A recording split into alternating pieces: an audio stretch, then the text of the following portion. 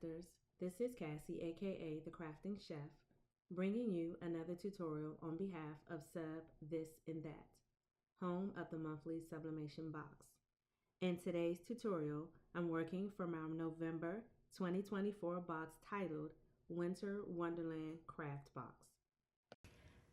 Crafters, I am so excited about this particular product, which is hilarious because I've never created one, I've never done one, I've never participated in any activities associated with one, but here I am in love with this thing.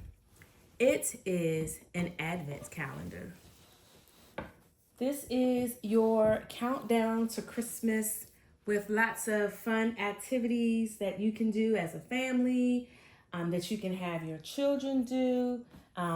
Another great idea I had, you can count down to Christmas as a married couple, and so all the activities in the pockets would be activities that you would do as a married couple. You can also use this for Valentine's Day and count down to Valentine's Day and do different activities leading up to the day. Also, your birthday. You can count down 24 days before your birthday and have something that a note you're gonna write to yourself, an affirmation, or an activity that you've always wanted to try, and count down to your big day. This is a great dual purpose product by Sub This and That. If you're not into advent calendars, this is also perfect in your craft room or your office. You can store small products in these pockets like binder clips, paper clips, pens, staples, glitter.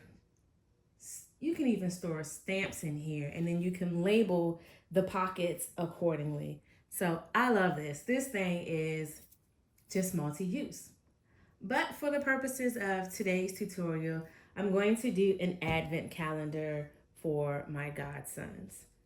So the first thing that you want to do is take this over to your heat press. You want to pre-press it at 400 degrees for roughly 5 to 10 seconds. Now, if you have a smaller press, you probably can only do maybe 8 or 12 pockets at a time, and that is absolutely fine. Whatever your heat press can handle, you can do it no matter the size. So I'll be right back. So after removing from the heat press, you want to take your lint roller and just go over the pockets and all the areas covered. Let's check out measurements for each pocket. Each pocket is measuring about 4 1/4 wide by 4 1/8 in height. This is fabric. You know, we say measure, measure, measure every time. So for my designs, I made my designs 4 by 4.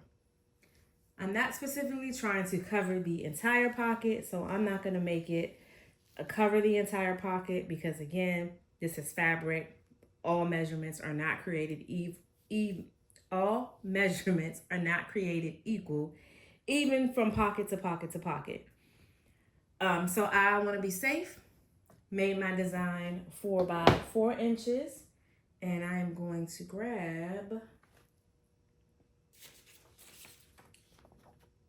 this right here, and I'm going to show you the process that I am doing.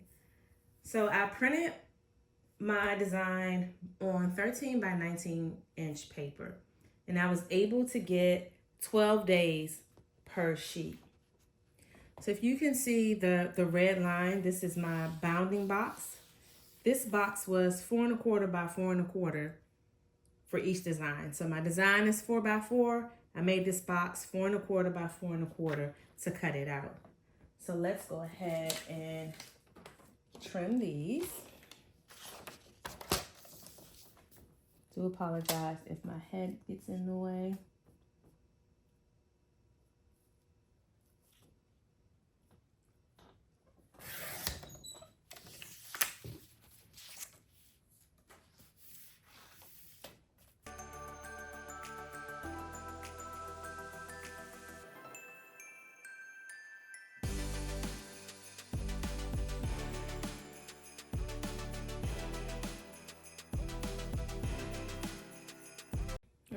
So there we have it. 1, 2, 3. And then here are the others. I am going to try and do 3 rows at a time. So I'm going to start from the bottom up, and I'm going to layer this row here. One other thing I want to suggest here before I take this down. I trimmed some butcher paper to the measurement of 4x4. So I've done, you can't see it right now, but I've done some of the bottom rows to test out different ways to actually sublimate this. And so for the bottom rows, I stuck a piece of this butcher paper inside each pocket. The reason I did this was just to help with bleeding onto the other side. Now this material is pretty, it's a nice thickness, so I don't expect there to be bleeding on the other side. And how about we try a row without the butcher paper? Let's try a row without the butcher paper. So we'll do, instead of doing all 3 rows, I'm just going to do this bottom row without butcher paper, and we'll see how it comes out.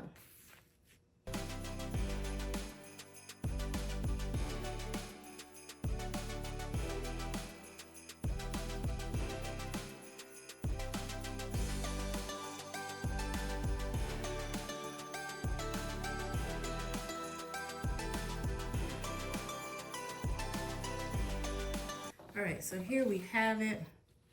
This is this bottom row. I'm not going to use butcher paper. I do have them taped down. And I am going to, however, place this on top of a press pillow to help give me some more pressure. So let me turn my camera around and let's see what we can get.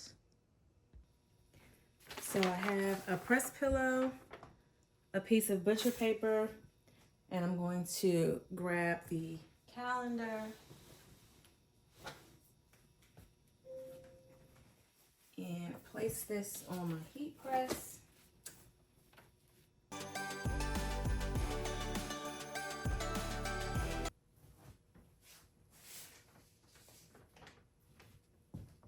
So I have taken it off the heat press. One thing to note, my bottom butcher paper is slightly attached. Just going to peel that off. And as soon as I did that and turned it around, guys, guess what? All of the all of the paper came off of this row.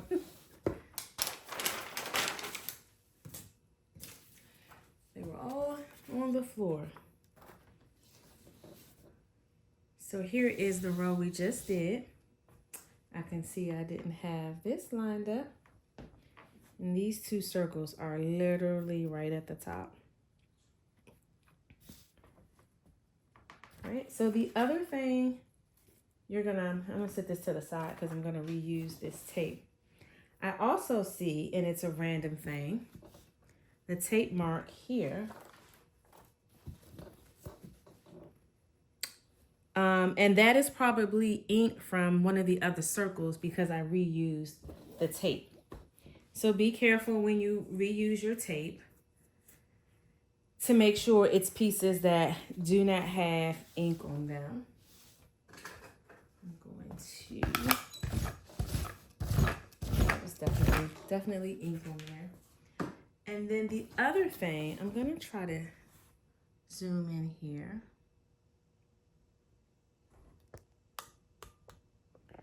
When you press this fabric, it pretty much flattens the pocket almost to a closure. If you look at the top row wasn't under the heat press. This part was hanging off. So you can see that these rows are still popped up a little, right? But the rows that were pressed, including the next row up, they are almost flat, where they are flat back to the fabric, almost as if the fabric was flattened back into itself. All you have to do is just open and pull. So let's see. You just want to pull these back open. For the inside, I find, and this is going to be awkward because I'm right-handed. Let's see. Here we go. For the inside pocket, sometimes you need to stick your hand down in there to open that back up. All right, so I hope that's making sense. You just want to pull your pockets back open.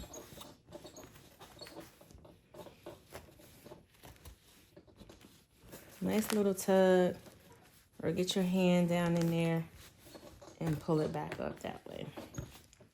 And then your pockets will be open again. Now I probably should have waited, because when I go to press the other 2 rows, this is probably gonna flatten them back down again. But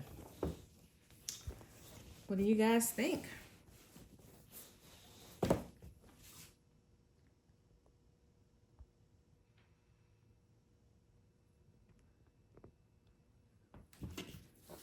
So I'm also going to get a heading and a footer, a header and a footer. I'm going to put Merry Christmas down here, and I think Countdown to Christmas at the top. So I'm going to go ahead and repeat the process for the final 2 rows, and I am going to do these together. Let's do a pocket check. So I don't see any bleeding, so I will omit the butcher paper for the next 2 rows as well. So these 2 rows, I used the butcher paper and a press pillow. This row, I used a butcher paper and no press pillow. And then from 3rd row up, I am using no butcher paper, but a press pillow. So I'll be right back with the finished product. Just wanted to show you guys what it looked like all taped down. Oh my goodness, how cute is this? I also want to add, depending on the height of your title, you are going to have to remove the rod that is inside for you to hang it. And also did the bottom with a little Merry Christmas. And to help you get your rod back in, because remember, when you press this, it closes down. So, I have to pop all my pockets back up again. But I grabbed a Sharpie and just fed it through just this much of the corner, just to get my opening started. So if you look at this one, you guys can see it's completely closed. So I'm gonna do the same thing. I'm gonna take this Sharpie and just open it up a little. And then I am going to feed my rod back through.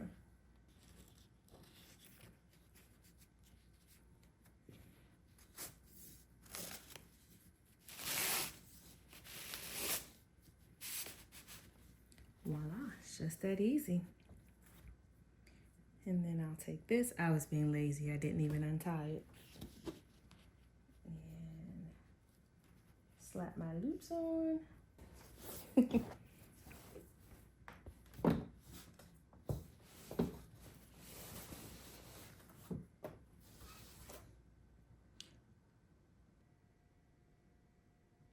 Thanks for watching, and I'll see you in the next video.